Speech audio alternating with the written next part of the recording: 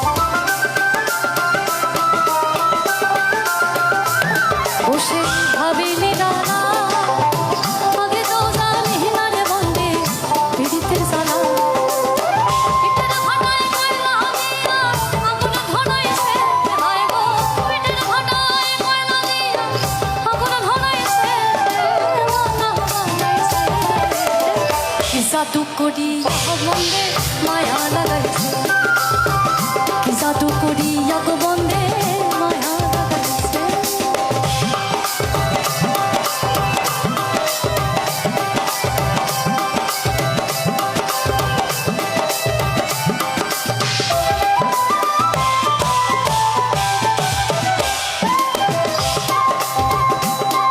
বাবা কালান্দর শাহের গান গাইব।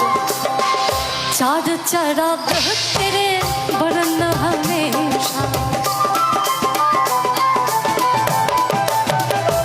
हो चार चराग तेरे बरन हमेशा, चार चराग तेरे बरन हमेशा।